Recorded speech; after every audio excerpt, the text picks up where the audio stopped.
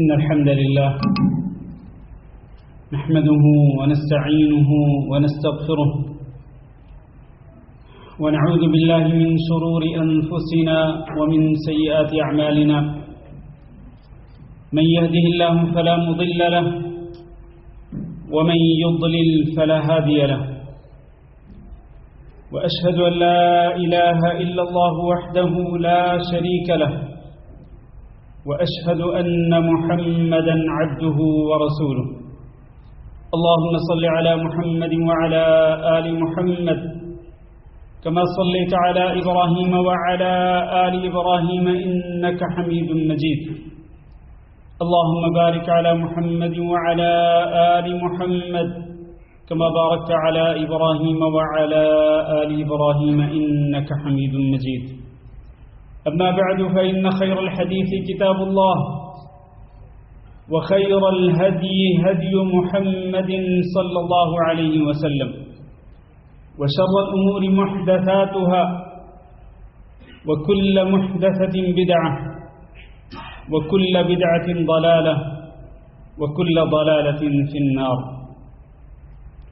أعوذ بالله من الشيطان الرجيم يا أيها الذين آمنوا اتقوا الله حق تقاته ولا تموتن إلا وأنتم مسلمون يا أيها الناس اتقوا ربكم الذي خلقكم من نفس واحدة وخلق منها زوجها وبث منهما رجالا كثيرا ونساء واتقوا الله الذي تساءلون به والأرحام إن الله كان عليكم رقيبا يا أيها الذين آمنوا اتقوا الله وقولوا قولا سديدا يصلح لكم أعمالكم ويغفر لكم ذنوبكم ومن يطع الله ورسوله فقد فاز فوزا عظيما عزیز القدر دوستو اور بھائیو، نبی کریم صلی اللہ علیہ وسلم اپنے ہر خطبہ میں یہ ارشاد فرماتے تھے کہ ان خیر الحدیث کتاب اللہ، کہ بہترین بات اور بہترین کلام یہ اللہ کا کلام ہے، اور وخیر الہدی ہدی محمد صلی اللہ علیہ وسلم، بہترین طریقہ کس کا طریقہ ہے؟ محمد صلی اللہ علیہ وسلم کا طریقہ ہے۔ اور ساتھ ہی آپ صلی اللہ علیہ وسلم تنبیہ کرتے تھے کہ وَشَرَّ الْأُمُورِ مُحْدَثَاتُهَا، کہ کاموں میں سب سے برا کام وہ ہے جو دین کے اندر نیا ایجاد کیا جائے۔ وَكُلَّ مُحْدَثَةٍ بِدْعَةٍ، اور ہر وہ کام جو دین کے اندر نیا ایجاد کیا جائے وہ بدعت ہے، اور ہر بدعت گمراہی ہے، اور ہر گمراہی انسان کو جہنم کی طرف لے جانے والی ہے۔ یہ الفاظ جو نبی صلی اللہ علیہ وسلم اپنے ہر خطبہ میں ارشاد فرماتے، یہ انتہائی قابل تفکر اور قابل تدبر ہیں، ان میں غور کرنا چاہیے۔ دیکھا جائے تو ان الفاظ میں سب سے پہلے اللہ کے کلام کی فضیلت، اور اس کے بعد نبی صلی اللہ علیہ وسلم کی اور نبی صلی اللہ علیہ وسلم کے طریقے کی فضیلت، کہ نبی صلی اللہ علیہ وسلم کا جو طریقہ ہے زندگی گزارنے کا، جس کو ہم طرز بود و باش کہہ سکتے ہیں، زندگی گزارنے کا جو عمل ہے، جو طریقہ کار ہے، وہ نبی صلی اللہ علیہ وسلم کا طریقہ کار سب سے بہتر اور سب سے افضل ہے۔ آج کے خطبہ جمعہ کا موضوع سید المرسلین صلی اللہ علیہ وسلم کے فضائل پر مشتمل ہے، اور آپ صلی اللہ علیہ وسلم کے فضائل اس قدر زیادہ ہیں، آپ صلی اللہ علیہ وسلم کی ذات اور آپ کی شخصیت کے فضائل، اور آپ صلی اللہ علیہ وسلم کی سیرت طیبہ کے فضائل، آپ صلی اللہ علیہ وسلم کی پوری حیات مبارکہ فضائل پر مشتمل ہے۔ وہ فضائل جن کا تعلق دنیا کے ساتھ اور وہ فضائل جن کا تعلق آخرت کے ساتھ بھی ہے. یہ بے شمار فضائل ہیں. یقین مانے ان فضائل کو ایک خطبہ میں تو دور کی بات، کئی خطبات جمعہ کے اندر بھی ان فضائل کو بیان نہیں کیا جا سکتا. لیکن مختصر سے وقت میں اللہ کی توفیق کے ساتھ میں آپ صلی اللہ علیہ وسلم کے صرف 2 قسم کے فضائل، وہ بھی انتہائی اختصار کے ساتھ عرض کرنا چاہوں. ایک وہ فضائل جو نبی صلی اللہ علیہ وسلم کی ذات مبارک اور آپ صلی اللہ علیہ وسلم کی شخصیت مبارکہ کے ہیں، اور پھر دوسرے نمبر پہ جو میں فضائل بیان کروں گا وہ ہیں نبی صلی اللہ علیہ وسلم کی بات اور آپ صلی اللہ علیہ وسلم کی سنت مبارکہ کے حوالے سے، کہ جہاں ہم شخصیت کے فضائل کو پہچانیں، آپ صلی اللہ علیہ وسلم کے شخصی اور آپ کے ذاتی فضائل کو پہچانیں، وہاں اس کے ساتھ ساتھ اس بات کی بھی ضرورت اور اہمیت ہے اور اس کی بڑی قدر و منزلت ہے کہ ہم آپ کی بات اور آپ کی سنت مبارکہ کی اہمیت اور اس کی فضیلت کو بھی پہچانیں. ورنہ صرف ذات گرامی کے فضائل پہچاننے کا کوئی فائدہ نہیں. اگر ہم نبی صلی اللہ علیہ وسلم کی ذات اور آپ صلی اللہ علیہ وسلم کی شخصیت کے فضائل کو پہچانتے ہوں لیکن آپ کی سنت مبارکہ اور آپ کی بات کی فضیلت اور اس کی اہمیت کو نہ پہچانتے ہوں تو کوئی فائدہ نہیں. تو نبی صلی اللہ علیہ وسلم کے جو ذاتی اور شخصی فضائل ہیں ان میں سے ایک یہ کہ جس شہر کے اندر نبی صلی اللہ علیہ وسلم کی ولادت باسعادت ہوئی، اللہ رب العزت نے اس شہر کی بھی قسم کھا ڈالی. لا اقسم بهذا البلد وانت حل بهذا البلد، میں قسم کھاتا ہوں اس شہر کی، یعنی شہر مکہ کی، جبکہ آپ خود اس شہر کے اندر موجود ہیں. شہر ولادت مصطفیٰ کی قسم کھائی نبی صلی اللہ علیہ وسلم نے. اور پھر کیا کہنا نبی صلی اللہ علیہ وسلم کی ذات مبارک کا اور آپ کے فضائل کا کہ اللہ رب العزت نے تو آپ کی پوری عمر کی ہی قسم کھا ڈالی. لعمرک انہم لفی سکرتہم یعمہون، آپ کی عمر اور آپ کی زندگی کی قسم. یہ قسم کون کھا رہا ہے؟ اللہ رب العزت نبی کریم صلی اللہ علیہ وسلم کی عمر مبارک کی قسم کھا کر کہتے ہیں کہ انہم لفی سکرتہم یعمہون، کہ وہ لوگ جو کہ قوم لوط تھے، وہ لوگ اپنی مدہوشی کے اندر بھٹک رہے ہیں. جب انہوں نے برائی کا ارادہ کیا تھا کن کے ساتھ؟ حضرت لوط علیہ السلام. حضرت لوط علیہ السلام نے جب کہا تھا کہ میری بیٹیاں موجود ہیں، لیکن ادھر سے فرشتے آئے ہوئے تھے، تو ان فرشتوں کو دیکھ کر ان کی نیتوں کے اندر خلل پیدا ہوا اور برائی کے ارادے سے وہ آگے بڑھے. تو اللہ تعالیٰ نے فرمایا کہ اے نبی، تیری عمر کی قسم ہے کہ وہ لوگ اپنی مدہوشی کے اندر بھٹک رہے. اور نبی کریم صلی اللہ علیہ وسلم کو اللہ تعالیٰ نے مبعوث فرمایا تو اللہ تعالیٰ نے اس کو احسان عظیم ذکر فرمایا، احسان عظیم باور کرایا. لقد من اللہ علی المؤمنین اذ بعث فیہم رسولا من انفسہم. اللہ رب العزت نے اہل ایمان پر، ایمان والوں پر بہت بڑا احسان کیا کہ اللہ نے ان میں ایک رسول بھیجا جو انہی میں سے ہے. یہ احسان عظیم اللہ رب العزت نے خصوصی طور پر ذکر کر کے نبی کریم صلی اللہ علیہ وسلم کی ذات اور آپ صلی اللہ علیہ وسلم کی بعثت کی جو اہمیت ہے اور اس کی جو فضیلت ہے اس کی طرف اشارہ فرمایا. اور تو اور اللہ رب العزت نے جب قسم کھائی تو اللہ رب العزت نے حضرت محمد صلی اللہ علیہ وسلم کے رب کی قسم کھائی. فرمایا فلا وربک لا یؤمنون، قسم ہے تیرے رب کی. یہ تیرا رب اللہ رب العزت کس کو کہہ رہے ہیں؟ اللہ رب العزت حضرت محمد مصطفیٰ صلی اللہ علیہ وسلم کو کہہ رہے ہیں کہ تیرے محمد مصطفیٰ تیرے رب کی قسم. یعنی اللہ رب العزت یوں بھی کہہ سکتے تھے کہ آسمانوں اور زمین کے رب کی قسم، درختوں کے رب کی قسم، سورج اور چاند کے رب کی قسم. اللہ رب العزت، کیونکہ اللہ رب العزت کی جتنی بھی مخلوق ہے، اللہ اپنی مخلوق میں سے جس کی بھی چاہے قسم کھا سکتا ہے، لیکن اللہ رب العزت نے قسم کھائی تو کس کی کھائی؟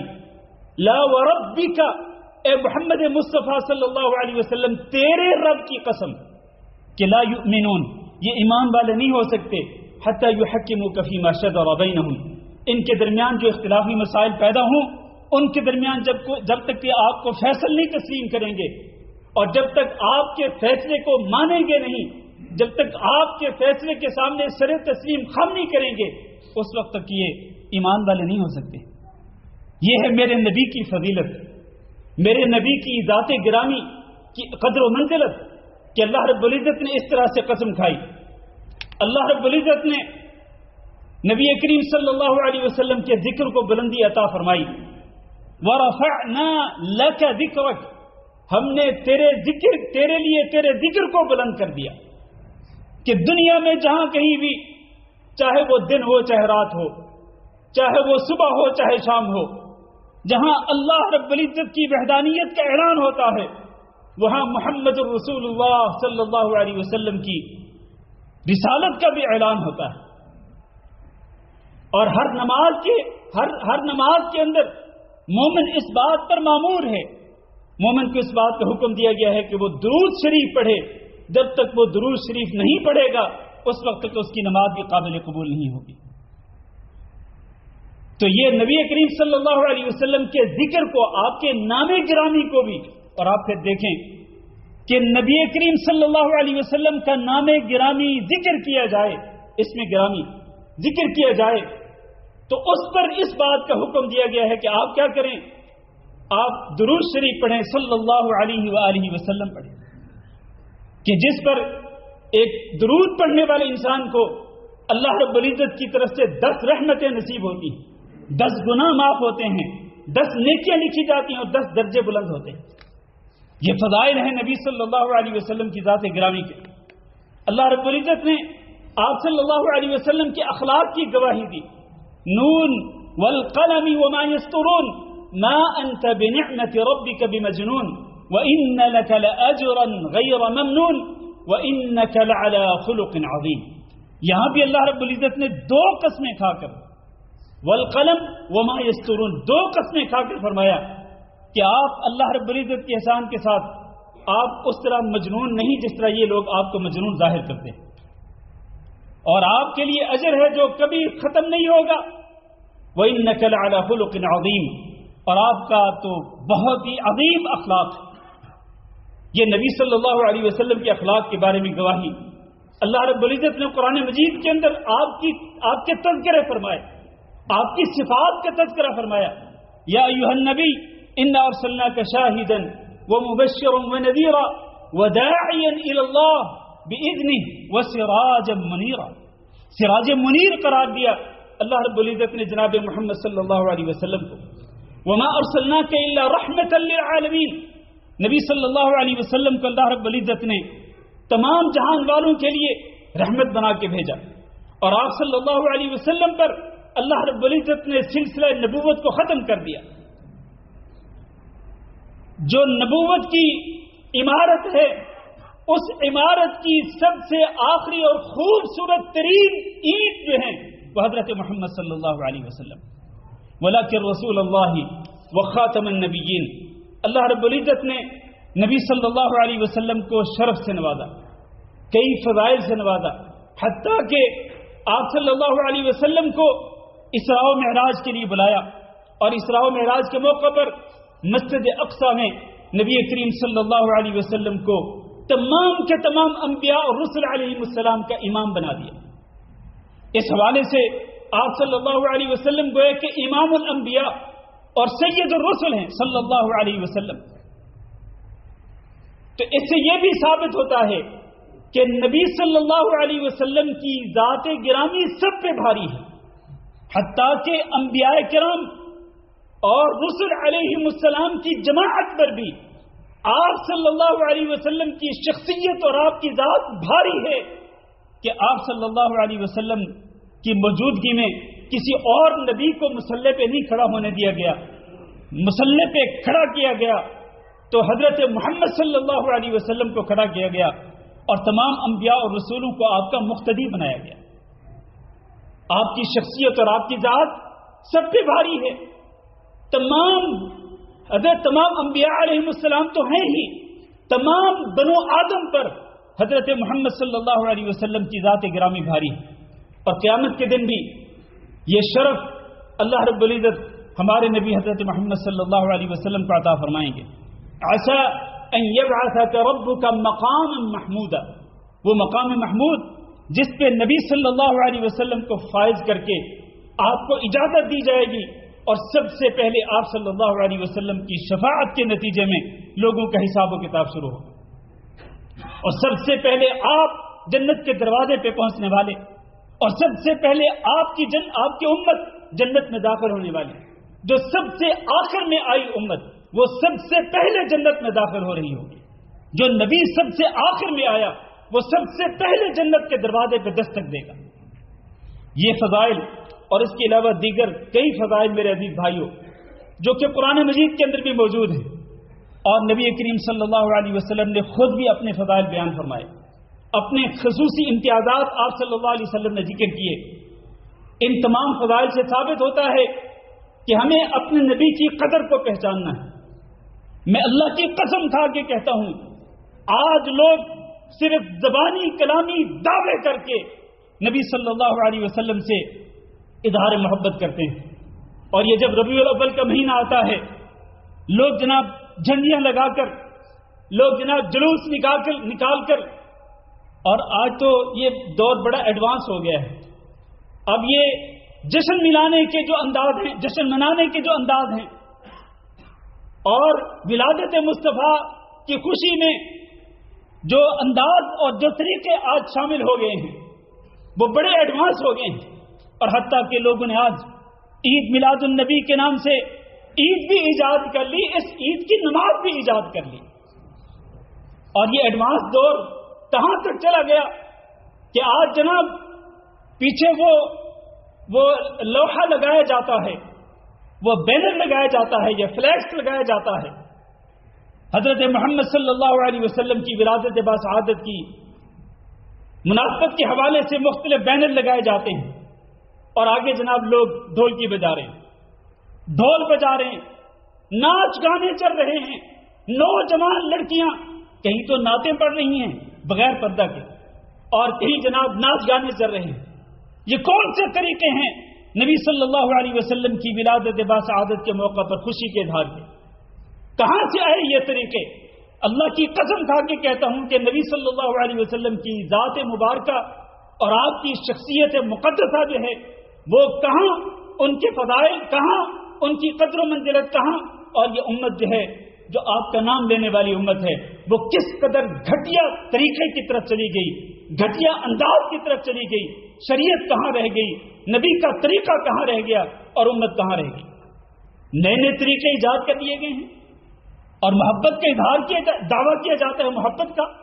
میرے بھائیوں، آج ضرورت اس بات کی ہے کہ محمد صلی اللہ علیہ وسلم سے سچی محبت کی جائے۔ سچی محبت کیسے ہوگی؟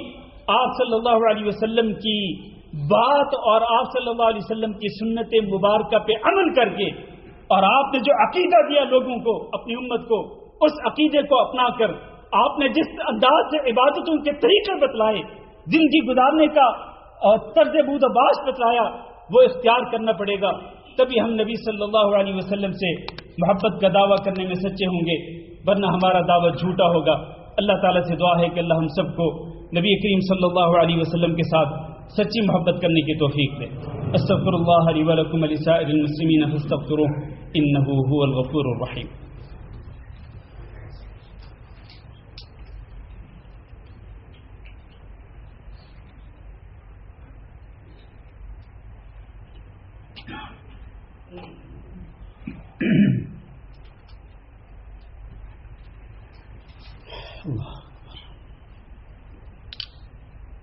إن الحمد لله نحمده ونستعينه ونستغفره ونعوذ بالله من شرور أنفسنا ومن سيئات أعمالنا من يهده الله فلا مضل له ومن يضلل فلا هادي له وأشهد أن لا إله إلا الله وحده لا شريك له وأشهد أن محمدا عبده ورسوله اللهم صل على محمد وعلى آل محمد كما صليت على إبراهيم وعلى آل إبراهيم إنك حميد مجيد اللهم بارك على محمد وعلى آل محمد كما باركت على إبراهيم وعلى آل إبراهيم إنك حميد مجيد.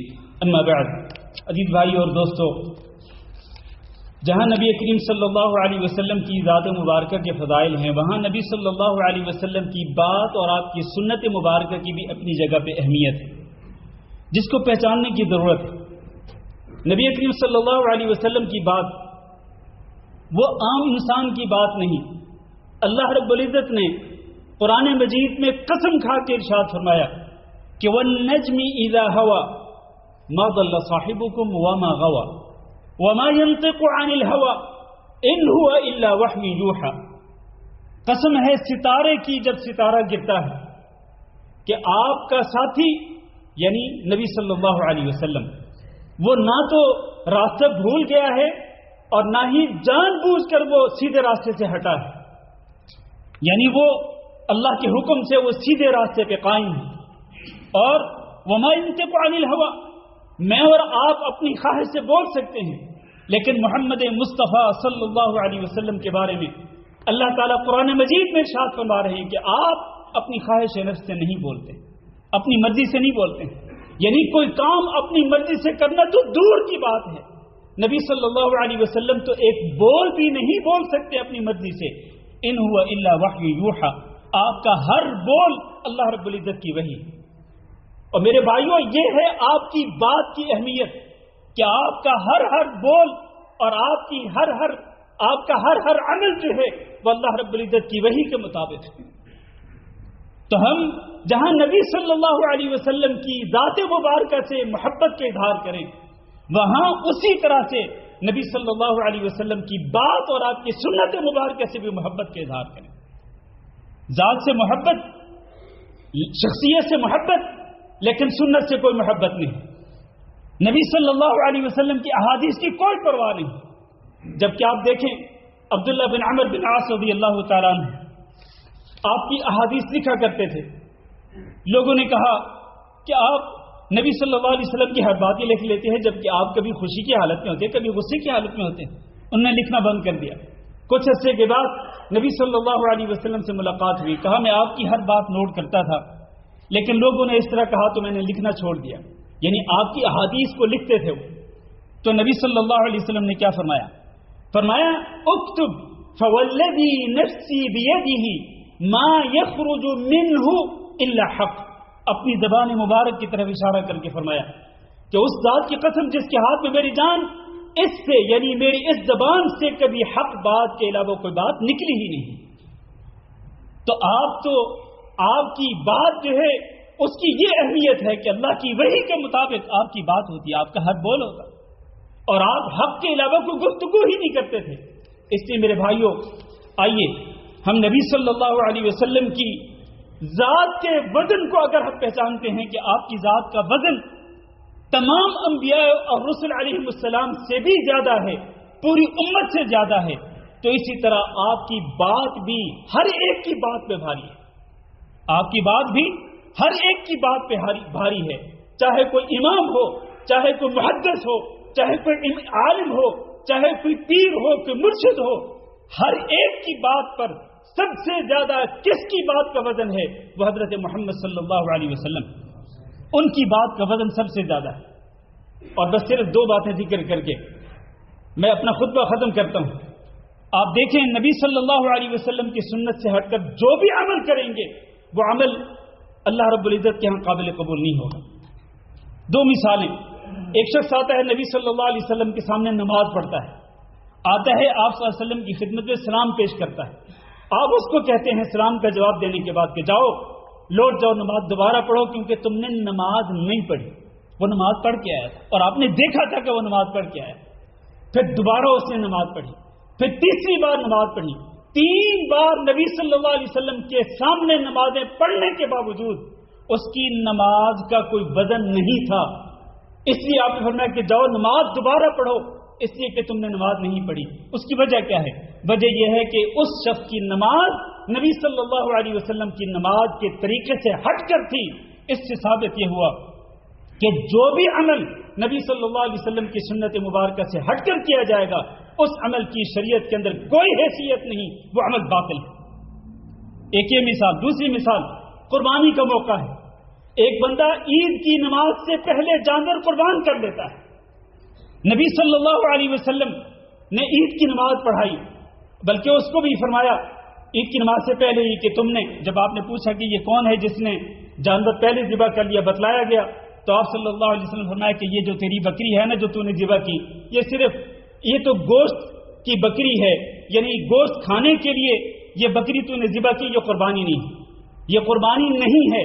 پھر نبی صلی اللہ علیہ وسلم نے عید کی نماز پڑھائی۔ عید کی نماز کے بعد آپ نے جب خطبہ ارشاد فرمایا تو آپ نے فرمایا جو شخص ہماری نماز کی طرح نماز پڑھے گا اور ہماری قربانی کی طرح قربانی کرے گا کہ ہم نے پہلے نماز پڑھی اس کے بعد ہم قربانی کریں گے، تو جو اس طرح سے کرے گا وہ ہماری سنت کو پالے گا، مسلمانوں کی سنت کو پالے گا۔ اس کا مطلب یہ ہے کہ وہ شخص جس نے قربانی عید کی نماز سے پہلے کی تھی، اس کی قربانی اس کا کچھ بھی وزن نہیں تھا۔ اسی طرح سے میرے عزیز بھائیوں، جان لو، یہ ایک اصول اور ضابطہ یاد رکھ لو، جو عمل بھی نبی صلی اللہ علیہ وسلم کی سنت مبارکہ سے ہٹ کر ہوگا، نبی صلی اللہ علیہ وسلم کی سنت کے مطابق نہیں ہوگا، اس عمل کی کوئی حیثیت نہیں۔ حضرت حذیفہ نے ایک شخص کو دیکھا کہ وہ نماز پڑھ رہا ہے، وہ نماز صحیح طریقے سے نہیں پڑھ رہا تھا، تو پوچھا کہ تم کتنے عرصے سے ایسی نماز پڑھ رہے ہو؟ کہا میں 40 سال سے اسی طرح سے نماز پڑھ رہا ہوں۔ تو حضرت حذیفہ نے کیا کہا تھا کہ تم نے 40 سال سے کوئی نماز بھی نہیں پڑھی ہے، اور اگر تم اسی حالت میں مر جاتے، یعنی جیسے تم نماز پڑھ رہے تھے اسی طرح نماز پڑھتے پڑھتے اگر تمہاری موت آ جاتی تو تمہاری موت فطرت اسلام پر نہ ہوتی۔ اور ایک شخص کو نبی صلی اللہ علیہ وسلم نے فرمایا تھا کہ ایک شخص جو ہے وہ 60 سال تک نماز پڑھتا رہتا ہے اور اس کی ایک نماز بھی قابل قبول نہیں ہوتی۔ 60 سال تک، 60 سال ایک انسان، یعنی پوری زندگی وہ نمازیں پڑھتا رہے، اس کی ایک نماز بھی قابل قبول نہ ہو، کیا وجہ ہے؟ وجہ یہ ہے کہ اس کی نمازیں نبی صلی اللہ علیہ وسلم کی سنت کے مطابق نہیں۔ تو میرے بھائیوں، آج اس بات کی ضرورت ہے کہ ہم نبی صلی اللہ علیہ وسلم کی ذات مبارکہ اور آپ کی شخصیت کے جو فضائل ہیں ان کو بھی پہچانیں، ان کی قدر و منزلت کا بھی اعتراف کریں، لیکن اس کے ساتھ ساتھ نبی صلی اللہ علیہ وسلم کی بات اور آپ صلی اللہ علیہ وسلم کی سنت مبارکہ جو ہے اس کی بھی اہمیت کو پہچانیں۔ جہاں آپ کی ذات کا وزن سب سے زیادہ ہے، وہاں آپ کی جو بات اور آپ کی سنت مبارکہ ہے اس کا بھی وزن سب سے زیادہ ہے۔ آپ کی بات سب کی باتوں کو بھاری ہے۔ اللہ تعالیٰ سے دعا ہے کہ اللہ ہم سب کو عمل کرنے کی توفیق دے۔ اللہم اعز الاسلام والمسلمین واذل الشرک والمشرکین، اللہم اغفر لنا وللمؤمنین والمؤمنات وللمسلمین والمسلمات الاحیاء منهم والاموات، اللہم انا نسألك العفو والعافیہ والمعافاة الدائمة في الدنيا والآخرة، اللهم انا نسألك رضاك والجنة ونعوذ بك من سخطك والنار، اللهم فرج هم المهمومين ونفس كرب المكروبين واقض الدين عن المدينين واشف مرضانا ومرضى المسلمين، اللهم آمنا في أوطاننا واجعل هذا البلد آمنا مطمئنا وسائر بلاد المسلمين. عباد الله، إن الله يأمر بالعدل والإحسان وإيتاء ذي القربى وينهى عن الفحشاء والمنكر والبغي يعظكم لعلكم تذكرون.